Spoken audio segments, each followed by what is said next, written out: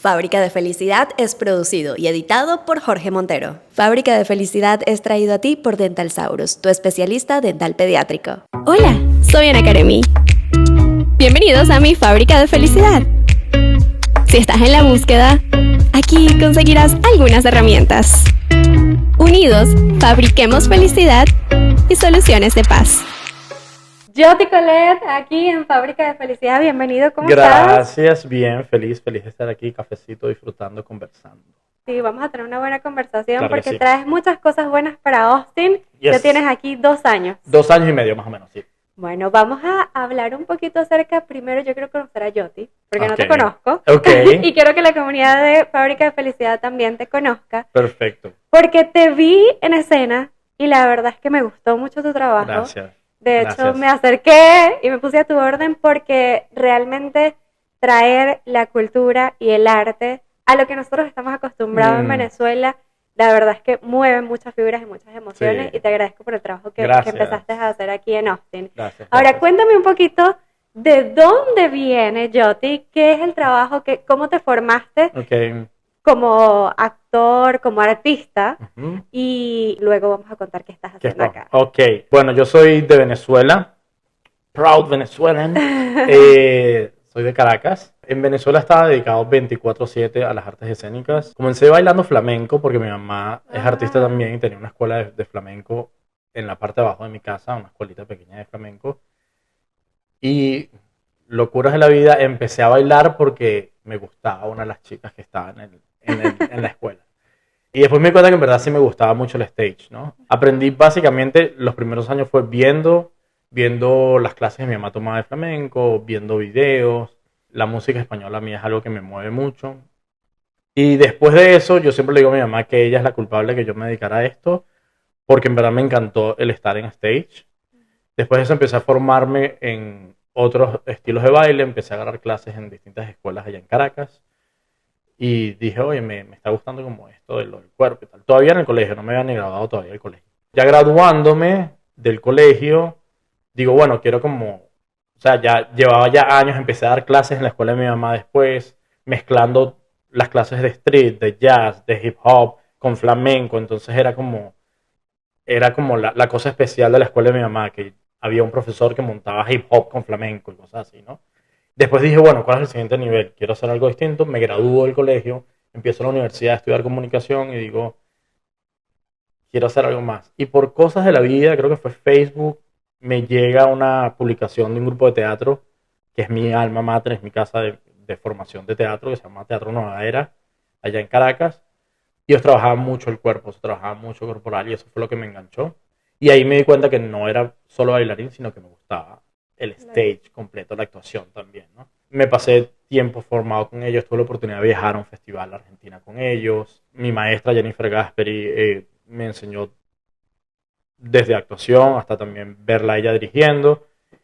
Y después, cuando regreso precisamente a Argentina, digo lo mismo. Ok, ¿cuál es el siguiente paso? Necesito salir de mi zona de confort. A todas estas renuncio a la carrera de comunicación social, caos familiar, ¿qué estás haciendo? Y fue como, yo encontré que esto es lo mío, esto es lo que a mí me mueve. A mí me mueve saber que estoy moviendo gente cuando estoy en escena. Y después me formé en la Escuela de Teatro Musical de Caracas, de Claudia Salazar, de Class Producciones.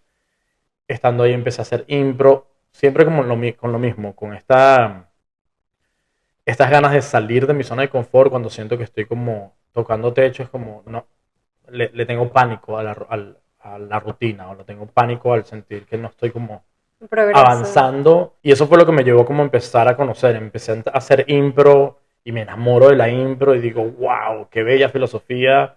Además es una de mis filosofías de vida. Cuéntame un poquito de qué es la filosofía de la impro. La impro tiene distintas reglas, pero la primerita regla que siempre te dicen en la impro es siempre aceptar. Y siempre decir sí y. Eso llevado al stage, básicamente es si tú y yo estamos en una escena y yo te llego y te digo, mira, este es mi bebé, van a haber 2 opciones. Si tú me niegas la propuesta que te estoy diciendo y tú me dices, eso no es un bebé, es cualquier otra cosa, o ¿qué estás hablando? La escena como que no fluye. En stage pasa eso y la gente es como que, ay, esa escena no me convenció porque estoy negando. Cosa distinta que digas, sí, el bebé que nos robamos ayer, y ahí se crea todo el juego, ¿no?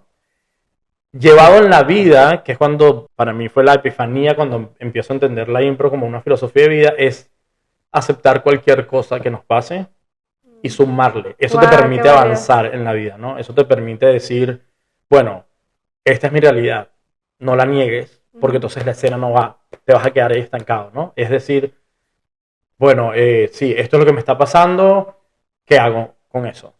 Wow. Y entender que hay otra regla de impro, que el error nunca es algo malo, sino que del error siempre se aprende. El error siempre nos acostumbra a que el error, evita el error, evita el error, evita el error. Y sí, el error tiene una parte, en algún momento leí, no me acuerdo en qué libro, que sea así, el error tiene una parte negativa, que es algo que sale de tu control, es algo que no tenías planificado, es algo que no tomaste en cuenta, que no te diste cuenta que podía pasar, pero también tiene el otro lado, que es el aprendizaje que te da. Más grande el error, probablemente más duro sea el aprendizaje. Y yo siempre digo, por ejemplo, el haber migrado de Venezuela, para mí fue uno de los errores más grandes que yo cometí, pero ha sido el aprendizaje más grande que yo he tenido en mi vida, porque me ha empujado a seguir con esta filosofía de no me quiero quedar en la rutina, no quiero sentir que no estoy avanzando, y moverme. Entonces la filosofía de sí y la aplico en mi vida. Y la aplico desde cosas básicas de no cociné hoy para el trabajo, no me llevé el almuerzo. Ok, sí, entonces ¿qué vas a hacer? Bueno, hoy comemos, entonces hoy cuando lleguemos del trabajo sabemos que tenemos que cocinar. Cosas tan básicas como esas, como me quitaron horas de trabajo. Que los que vivimos aquí afuera sabemos lo que es que te quiten una hora de trabajo. Y es como que me quitaron una hora de trabajo. Ok, entonces ¿qué voy a hacer? Ah, bueno, la mente creo que empieza como a enfocarse más en las soluciones que en la parte del error, que es la parte negativa. Es como, ok, sí, el error pasó, o pasó esto que está fuera de mi control. Y yo siempre digo que el 80% de nuestra vida no está en nuestro control. Pero lo que sí está, e irónicamente es lo que más vale, que es ese 20%, es cómo reaccionas, cómo dices sí y.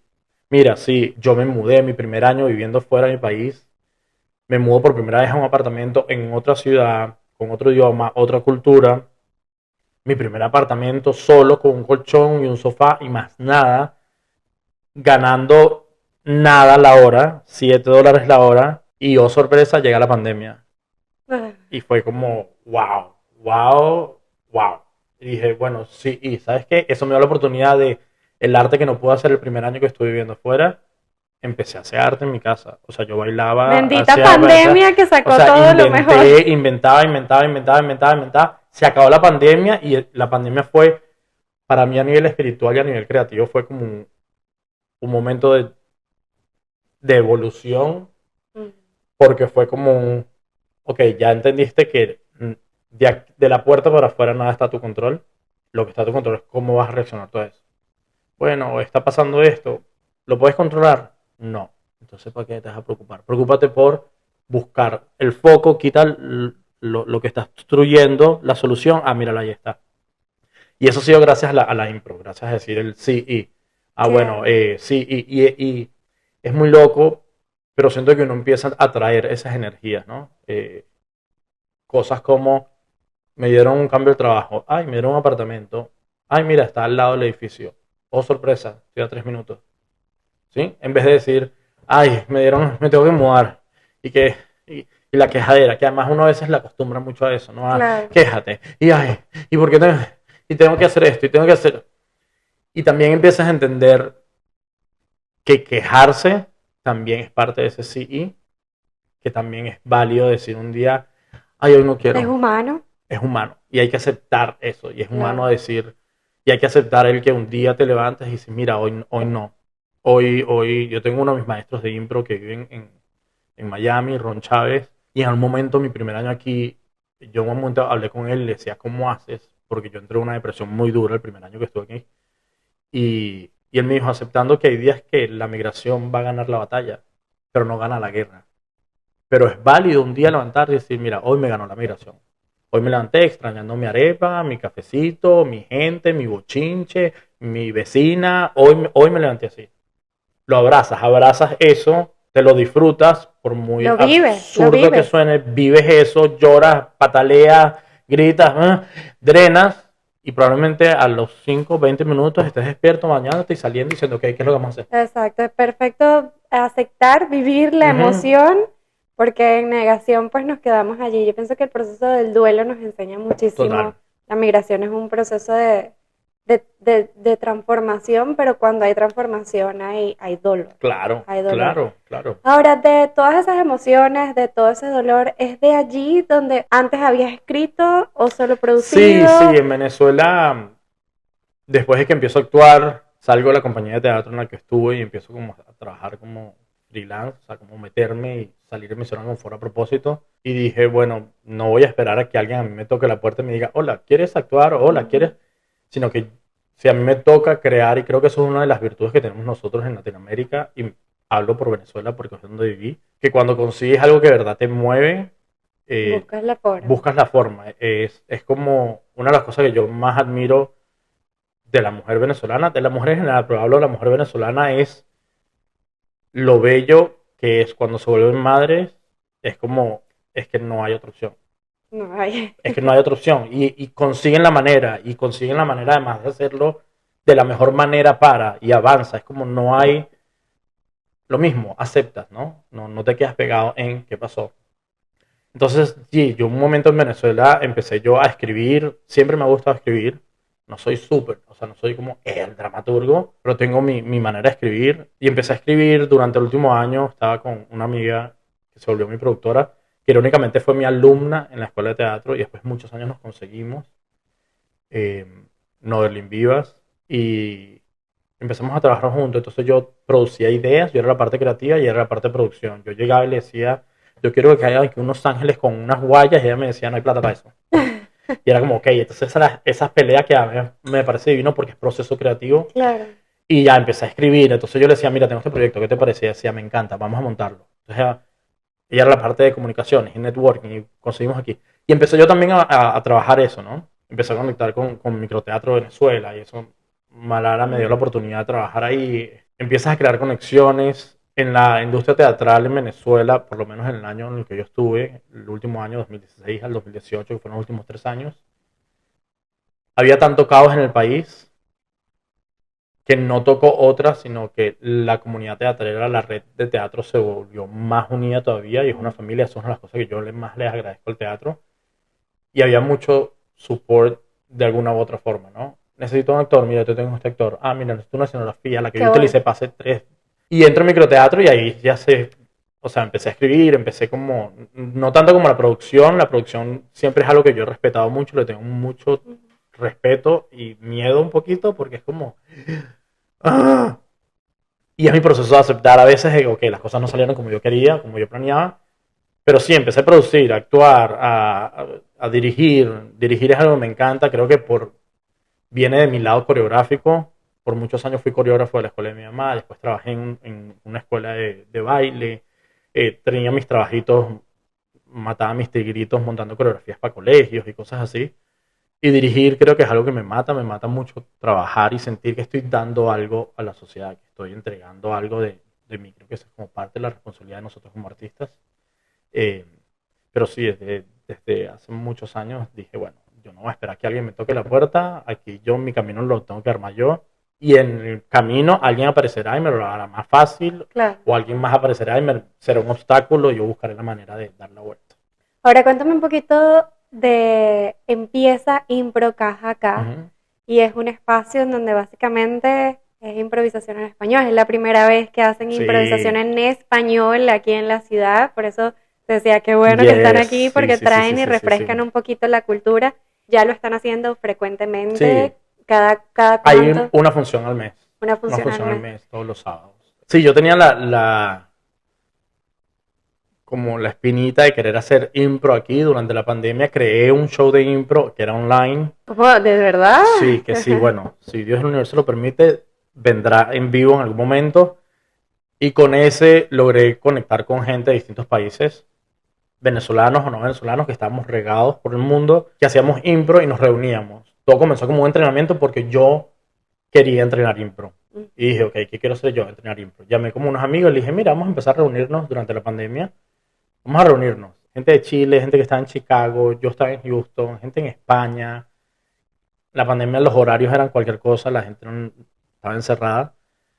Y lo que comenzó como un entrenamiento fue como, ok, terminó yo creando un show, invitamos gente y tomamos y logré conectar con un poco de gente, bello.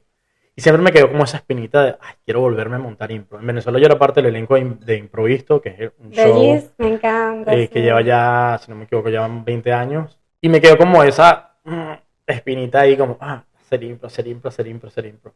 Me mudo para acá, para la ciudad de Austin, empiezo a trabajar con Proyecto Teatro, que es la compañía que hace, una de las compañías que hace teatro en español aquí.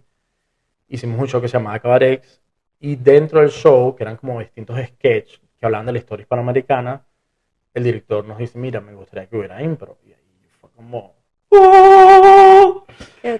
Conozco a Miki, que es parte del elenco, Miki Vargas, que además está formado también en clown y en impro. Yo hacía impro en clave de clown con Improvisto. Él es de Perú y empezamos a conectar y empezamos a crear. O sea, el momento que nos sentamos a tomarnos un café y era que sí, sería buenísimo hacer un show que fuera así, así, así, así, así. O sea, Miki y yo teníamos como 80 formatos escritos. Y el más sencillo, el como que dijimos, mira, este es el más fácil de poder armar, era el de Impro en Caja. Y dije, bueno, ¿qué hacemos? Tocar puerta. O sea, tocar la puerta no es entrar. Y yo empecé a lanzar el show a teatro. ¿Tienes el show armado? Claro, armadísimo, desde hace... estamos ensayando hace un año. Mentira, y espero que Cloudtown no vea esto. No tenemos nada. Yo saqué unas fotos en un ensayo, estábamos ensayando con parte del elenco, de la gente de este elenco. ¿Y cómo consiguieron el elenco? El elenco era, muchos de ellos vienen de este proyecto de Cabarex, donde cada vez que hacíamos impro, mi ojo como director empezó como a darse cuenta como, a esta persona le interesa mucho la impro, o mira, esta persona tiene madera para la impro, o mira, esta persona empezó a hacer impro, empezó a entrenarse en impro en inglés aquí, ¿no? Y empecé yo también a ver impro, porque creo también como artistas a veces es importante aceptar dónde estás, entender dónde estás, y empecé yo a ver shows de impro y shows, y dije, hay muy buena comunidad de impro aquí en Austin, por ejemplo, lindísima, pero dije, me faltan dos cosas, me falta el juego y el juego caribeño y ese juego corporal que tenemos nosotros, y me falta que sea impro en español. Es que a mí me impresionó verte en escena, tenía tanto tiempo que no veía algo así. Gracias. Tuve la oportunidad de ir a improvistos en Venezuela un par de veces, y o sea, obviamente de lo que uno ve allá, ni cerca, nada. Cuando te vi en escena, pues, tirado en el piso, brincaba, se enganchaba por todas partes, y yo, qué increíble, porque te transformas en una culebra, en un animal, en una cosa. De verdad que, o sea, realmente esa puesta en escena hace que uno se involucre y quiera participar, y bueno. Qué rico, esa era una de las cosas que nos interesaba a Miki y a mí cuando empezamos a armar el show, era como... Yo le decía, mira, hay muy buena formación de impro aquí. Yo soy parte de otro elenco de impro que se llama Escándalo, que es telenovela improvisada. Es en Spanglish, pero en verdad es como, me atrevería a decir que es como 20% en español. Okay. Y es muy loco porque en teoría el elenco, muchos de los que estamos en ese elenco hablamos español, pero incluso a mí a veces me cuesta hablar español, como que se me cambia el switch, ¿no? Claro, es que estás improvisando, además tienes que cambiar el idioma. Y es como, wow, y es y todo el juego es que es telenovela, como telenovela mexicana o mayamera, pero es todo en inglés.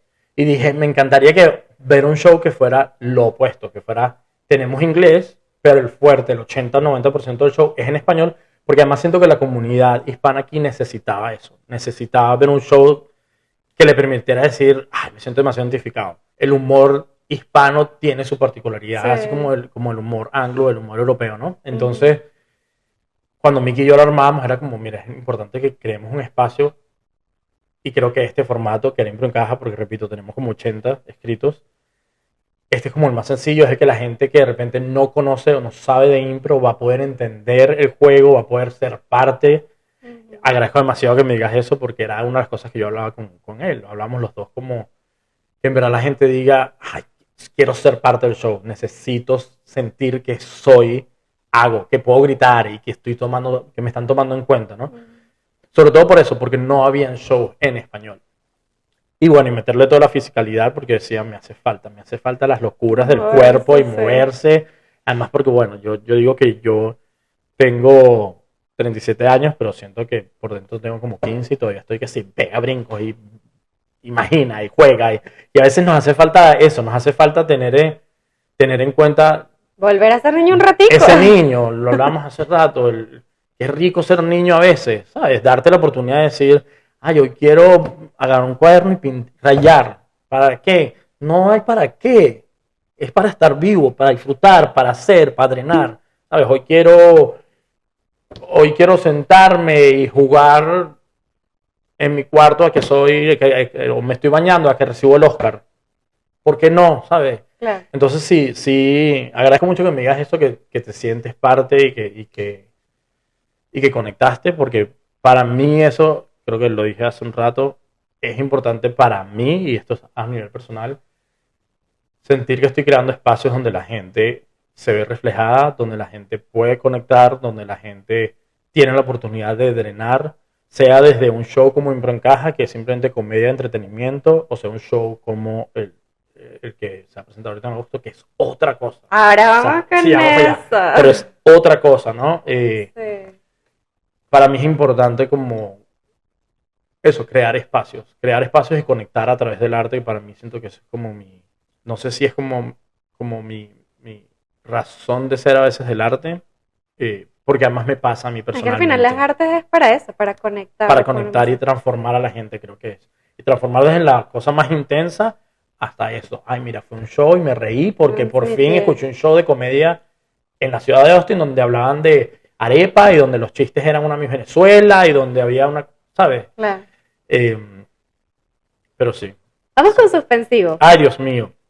Quiero hacer una pausa para hablarte de Dentalsaurus, los especialistas dentales pediátricos aquí en Austin, de la mano de la doctora Sofía Luque, te van a brindar la mejor atención que tus niños necesitan. Si no estás conforme al lugar a donde vas, allí te vas a sentir en casa. Realmente se preocupan por la salud de tus niños. Los niños quieren regresar al dentista, donde te orientan, te guían, te educan y le brindan la mejor atención dental pediátrica a tus pequeños. Así que si estás buscando, si no estás conforme, no busques más. Puedes ver toda la información en www.dentalsaurus.com y por favor no olvides decirles que lo escuchaste aquí en tu podcast Fábrica de Felicidad. Vamos con suspensivo porque se relaciona mucho con Fábrica de Felicidad, que es hablar precisamente de las emociones. Las artes hablan de las emociones, pero específicamente te comento que Fábrica de Felicidad nace a raíz de una depresión. Tengo que crear hormonas de la felicidad. De hecho, originalmente se llamaba Fábrica de Serotonina. No es muy comercial, no sonaba muy bien. Entonces, realmente la serotonina es felicidad. Claro. Entonces, se convirtió, así como dices, impro, en tu filosofía de vida. Para mí, Fábrica de Felicidad es mi filosofía de vida y lo hago conscientemente. Qué lindo. Ahora, el reconocer esas emociones es el primer paso. Sí. O sea, el reconocer que estás allí triste o deprimido, que estás solo, es importante. Uh-huh. Suspensivo viene a traer una muestra de esas emociones que a veces no se hablan. Sí. Háblame un poquito qué es suspensivo, cómo nace dentro de Jonathan. Suspensivo es mi bebé teatral. O sea, tengo muchos bebés teatral, Impro en Caja, otros shows que he armado, pero suspensivo ha sido como ese bebé que es mi fábrica de la felicidad. Suspensivo nace justo después de la pandemia. Una amiga en Venezuela que sigue trabajando creo con la comunidad sordomuda en Venezuela, me comenta, yo trabajé con ella y estuvo muy cerca del trabajo que yo estaba haciendo antes de salir del país. Me dice, mira, hay un festival y quisiera escribir algo, o sea, quiero presentar algo con mi grupo de sordomudos. Y a mí me gusta cómo tú escribes, Yoti. No sé si la temática sea algo que te interese. Y me la lanza y me dice, yo quiero hablar desde la soledad. Y su justificación además me pareció hermosa porque ella me decía, durante la pandemia mucha gente vivía solo, encerrada en su casa, y tenías el chance de hablar contigo y de tener esa vocecita tuya de referencia aquí en la cabeza. Pero ¿qué pasa cuando eres sordomudo y cuando no tienes una referencia? ¿Cómo vivió esa gente la pandemia? Ellos vivían realmente solo en su cabeza, ¿no? Y a mí eso fue como, wow. Y yo le digo, I'm all in, vamos, yo me voy a sentar a escribir. ¿Hay algo en específico? Me dijo, no, solo que este es como el tema, y estuvimos hablando, haciendo como lluvia de ideas. Y lo que comenzó como un proyecto que era para Venezuela, que al final nunca se estrenó en Venezuela, terminó siendo un proceso de catarsis y terapéutico para mí, porque leyendo sobre la soledad y escribiendo, yo estaba en terapia, como todos deberíamos estar en terapia. Gracias, no, gracias. Todos deberíamos estar en terapia y no. Gracias por decirlo. Sí, hay que quitar ese tabú de, ay, estás loco porque estás. No, todos necesitamos un espacio donde comuniques y que alguien que esté fuera de tu realidad te escuche y te dé un punto de vista o simplemente te escuche y ya. Y una de las cosas que hablaba con mi terapeuta era que yo estaba en una ciudad, estaba en Houston, donde está básicamente mi familia, tenía un buen trabajo, tenía un buen apartamento, estaba bien, ¿no sabes? Estaba como bien y me sentía extremadamente solo. Tenía un apartamento por el que yo peleé, un apartamento bello, un primer piso con un balcón y unas cosas y lo había decorado. O sea, me entregué a mi apartamento, yo vivía solo. Y un día le digo a mi terapeuta, le digo, me estoy dando cuenta que las persianas no abro las persianas de mi apartamento. Vivo en una y no prendo la luz porque quiero ahorrar energía y no quiero gastar plata en energía. Y no entiendo por qué. Entonces le decía, alarma. Le digo, el balcón lo decoré, era artificial, luces, cuadritos, Y, cosas. no sabe. Y le dije, he salido a ese balcón una vez y fue cuando lo decoré, yo creo. No salgo, o sea, no algo. E inconscientemente, yo siempre soy una persona que siempre estoy como, digamos, cuestionándome, pero cuando siento que hay algo que no me está cuadrando a mí, como, hey, ¿estás seguro de esto? Creo que eso me ha permitido también avanzar, ¿no? Y digo, ¿por qué no? Entonces mis excusas racionales eran, no quiero prender luces porque no quiero gastar en electricidad, no quiero abrir las persianas porque vivo solo y estoy en boxer y no quiero que me vean en boxer.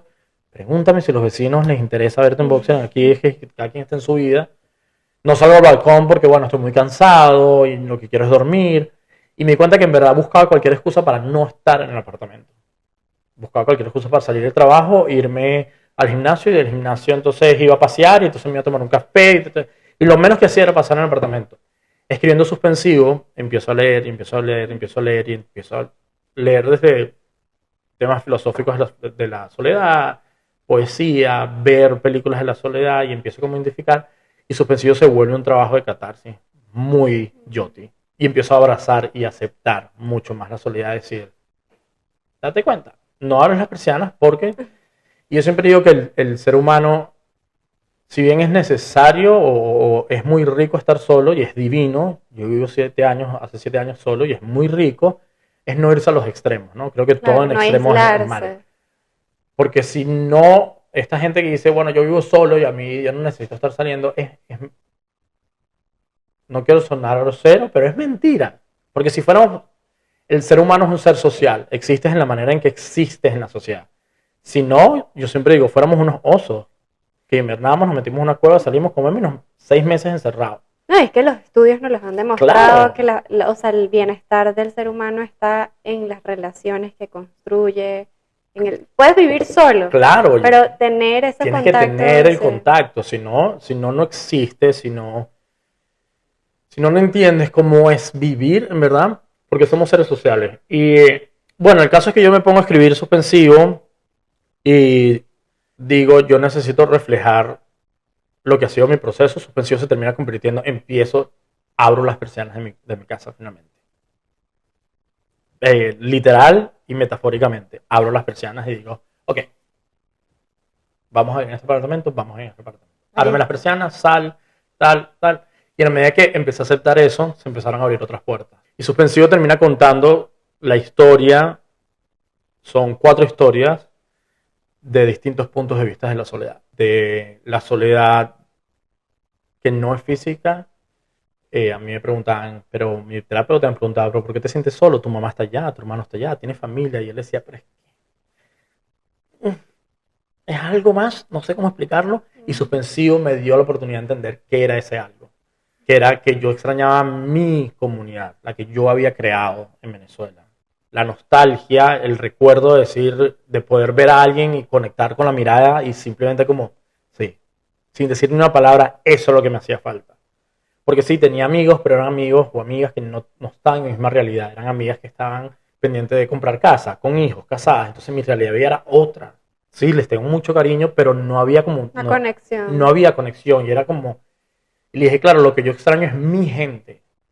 Eso es lo que me genera, porque mi hermano, por más que sea, yo lo amo, lo adoro, es una de las personas que yo más admiro, pero llevamos muchos años donde él vivía aquí, yo viví en Venezuela y era como, todavía estamos en un proceso de quiénes somos como hermanos, ¿no?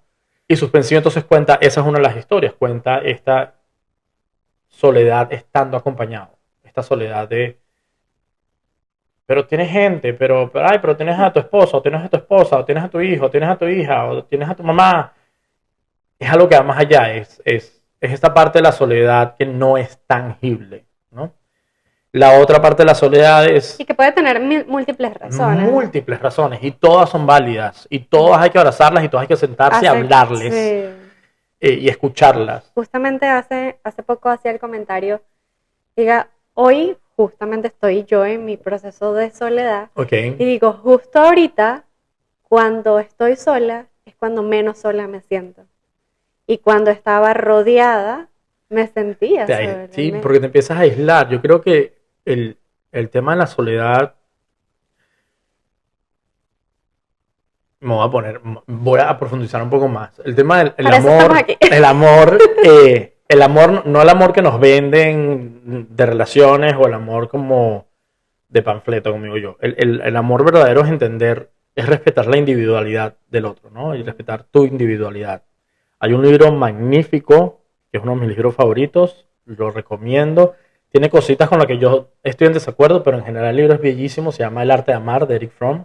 Es un libro cortico, pero súper denso. Y una de las cosas que dice ahí, en el caso del amor de pareja, dice, el amor es la única paradoja en la que dos personas se convierten en una y aún así tienen que ser dos personas. Y para mí es lo mismo con la relación con uno. Claro. Amarte a ti es entender que también tienes individualidad, que también te tienes que poner tus límites, que también tienes que escucharte a ti en momentos. Y en la medida que empiezas a aceptar eso y amar al otro, amar a un hermano, amar a tu mamá como individuo, más allá de que sea la figura materna, por ejemplo, en el caso de mamá, es entender, es otro ser humano también. Hay que respetarle que está en su proceso, hay que amarla en eso, hay que entender que estamos en procesos distintos. Cuando empiezas a respetar la individualidad, la soledad empieza a calmarse un poquito. Y creo que cuando nos llenamos de gente para no sentirnos solos, pero en verdad estamos olvidándonos y no estamos amando a este individuo que está aquí, entonces te sientes más solo. Claro. Entonces empiezas, porque el individuo que está aquí diciendo, escúchame, escúchame, está siendo bloqueado por el gentío que está, es que no, sí, ay, muy amiguero, pero pasa tu tiempito solo. Yo de toda la vida, y siempre le digo, es riquísimo un día levantarse y decir, voy a desayunar hoy, tengo una cita conmigo. Por muy loco o por muy empalagoso que suene, voy a desayunar. Yo he tenido citas conmigo de me voy a desayunar y me pongo una pinta y voy y me disfruto y me río conmigo, que esa es otra de las historias que hay en Suspensivo. Esos momentos de levantarte un día y poner Marc Anthony a todo volumen y cantar como una loca. Cantar como una loca y cantar horrible, pero además después reírte de ti y decir, y a los 5 minutos a lo mejor terminas llorando, pero qué rico eso también, qué rico disfrutar, qué rico dejar que ese individuo amarlo y decir, haz lo que te dé la gana, ¿sabes? Llevándolo a lo que estaba contando, el decir, abre tus persianas y si te ven en boxer, te vieron en boxer, Yoti, ¿cuál es el problema? Deja ya.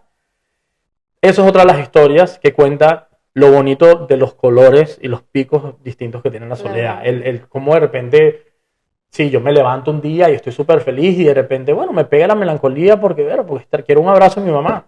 Quiero un bendito abrazo de mi mamá ya. Como quiero que mi mamá me regañe. Extraño a mi mamá diciéndome, tú no has limpiado esta ropa. O sea, darle permiso a que darle tenga permiso cabida a eso y a esa nostalgia a veces, sobre todo a uno como migrante, ¿no? Que es otra de las cosas que se trata de tocar en Suspensivo. Como migrante la soledad nos afecta muy distinto, porque de manera inconsciente o consciente, según como sea desarrollado el país, abandonas todo lo que construyó ese individuo, ¿no? Y no es que lo dejas atrás, sigue siendo parte de tu vida, pero a veces no nos permitimos, por el rollo, por el ritmo de vida que tenemos, no nos permitimos el vivir esa nostalgia. Lo que me pasaba a mí en Venezuela, yo extrañaba mi comunidad teatrera y de artistas con los que yo podía, mira, desde hablar y filosofar de la vida hasta hablar de las cosas más banales. Eso es lo que me generaba la sensación de soledad, a pesar de que estaba súper acompañado. Y la última historia que cuenta Suspensivo es una situación que pasó en la pandemia que a mí me partió el corazón, que me contaba mi amiga, Y era que mucha gente mayor, que su familia o sus hijos se habían ido del país, estaban en sus casas y fallecían. Y la gente los conseguía muertos en sus casas. Porque sus hijos estaban fuera del país, porque estaban en pandemia, porque bueno, la situación de la pandemia se vio distinta en cada país. Y eso a mí me partió el corazón y eso me hizo reflexionar.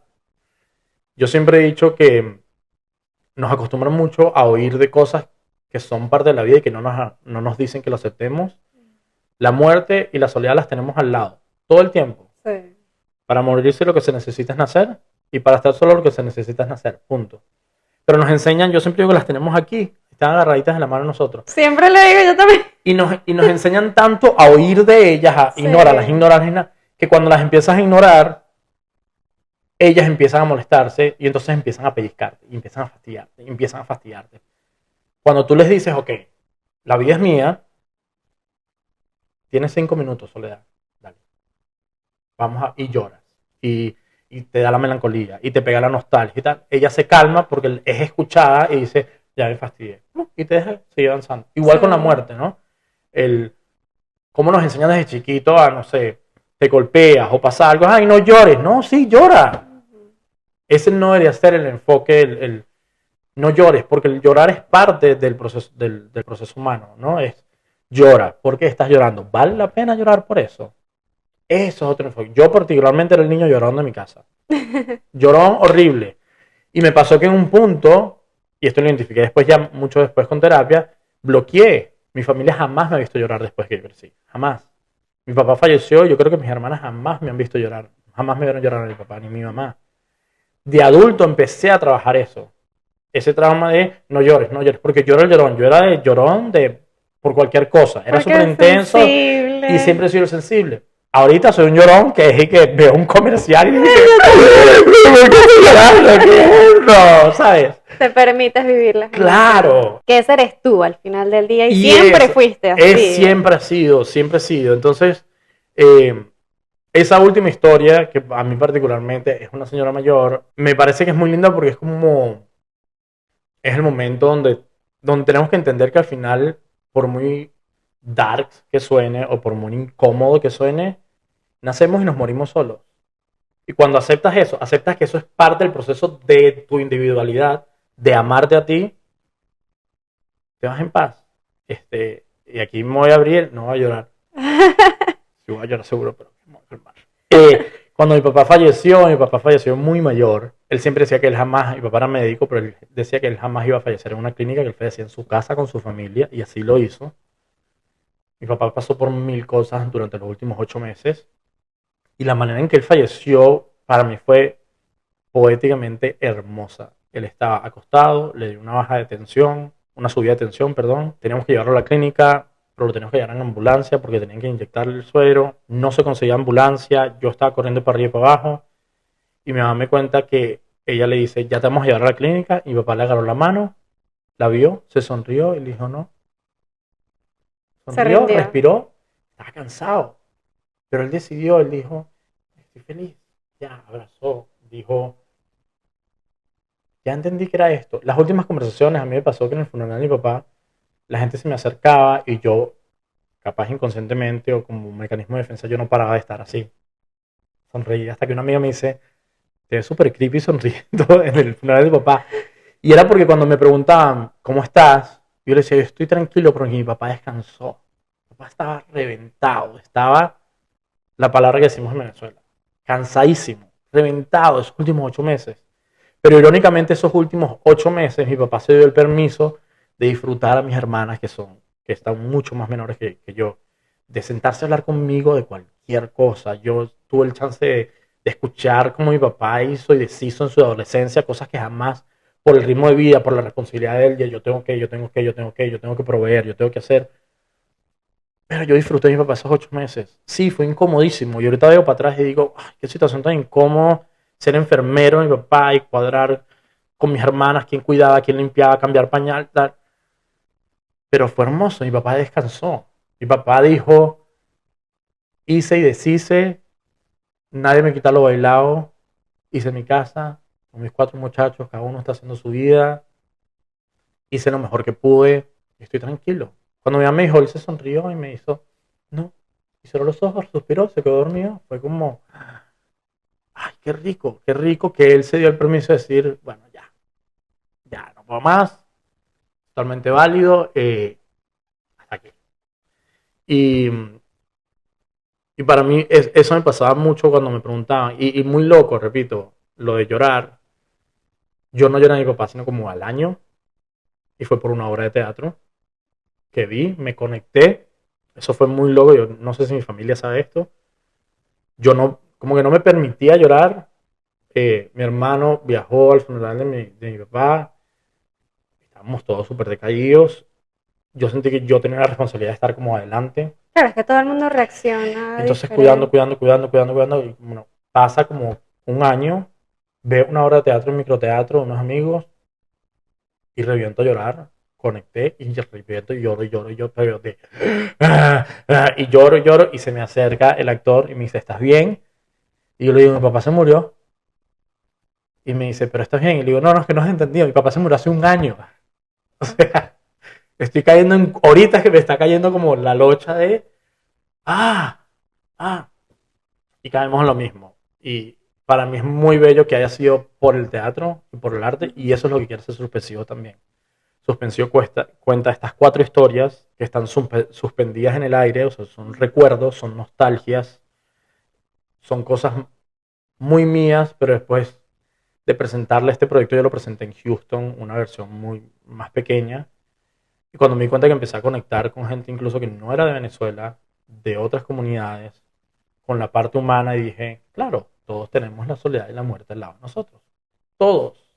Diferentes, seas de aquí, de Pekín, de la Patagonia, de donde seas.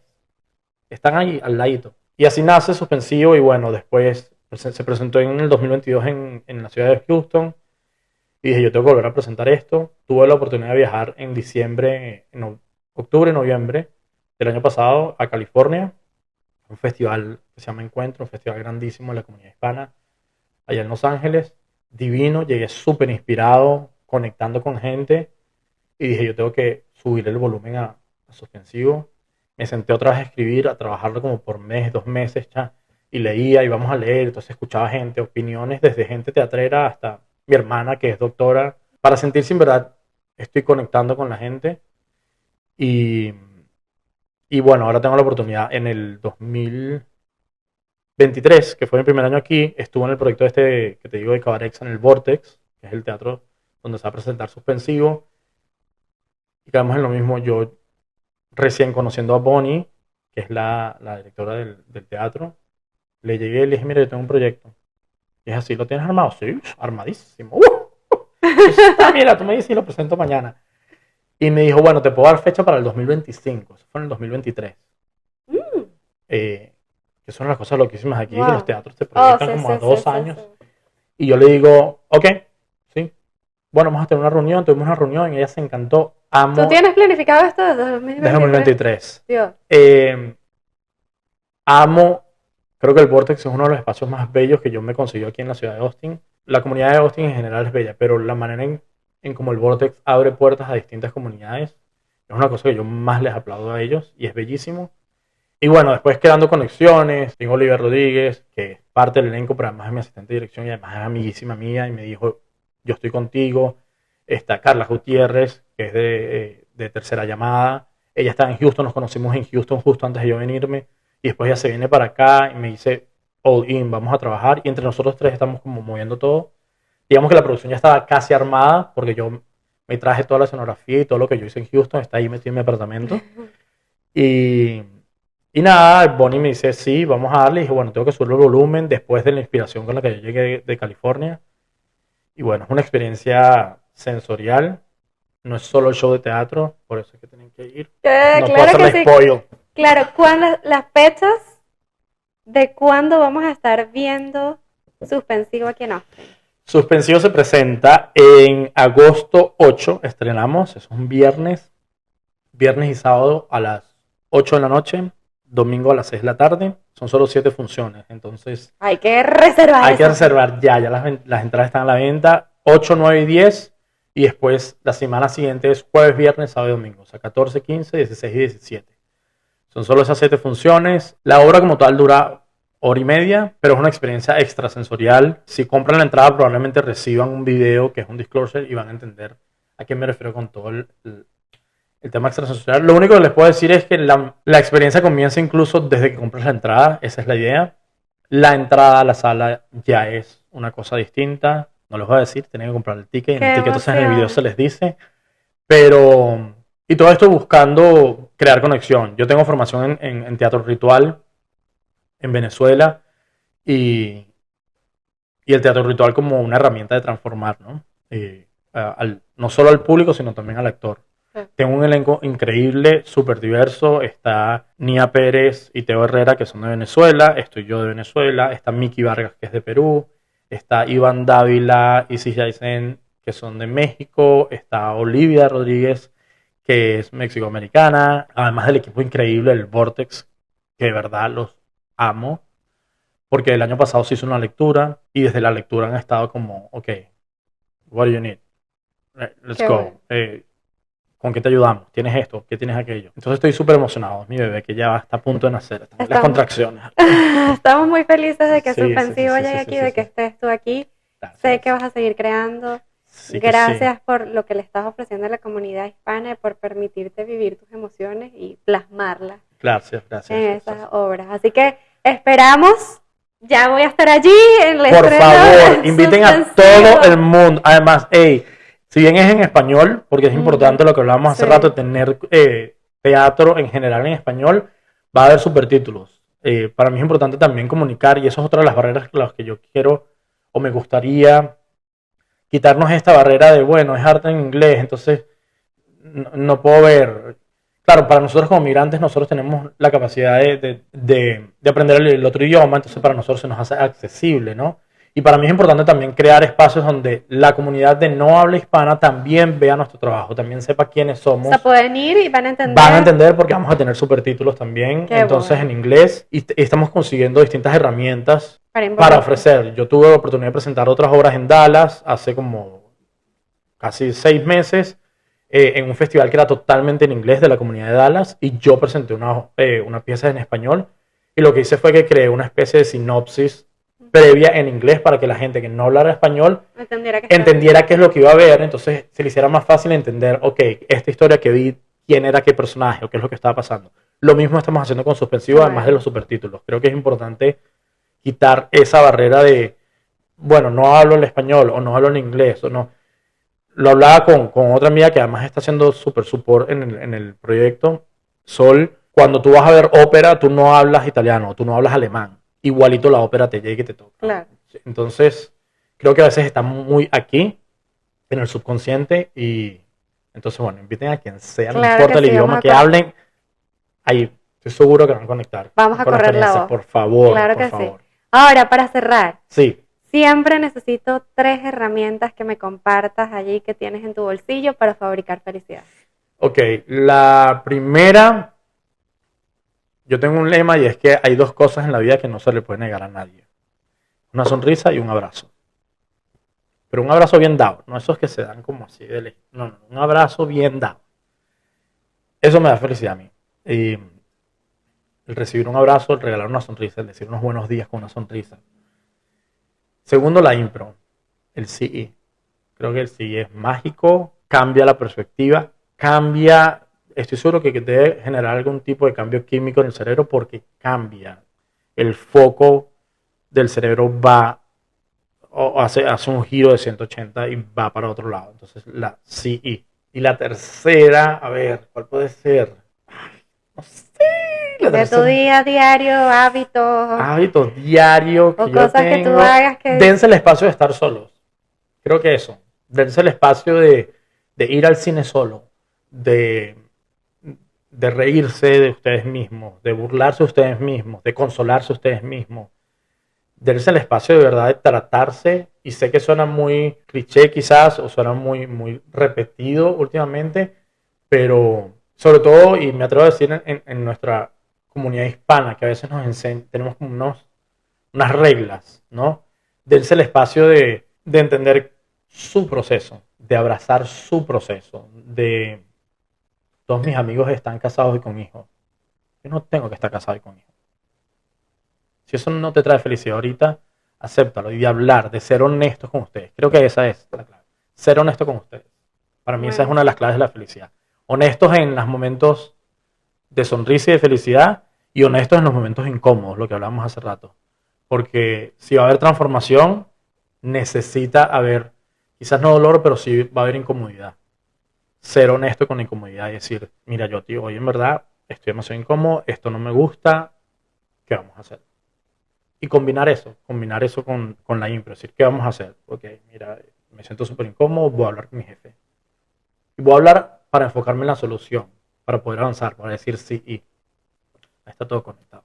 Creo que eso es la clave, por lo menos para mí. Muchísimas gracias, Joti Colet, aquí en Sí. Fábrica de Felicidad. Gracias por la invitación. Ya saben, nos vemos por ahí.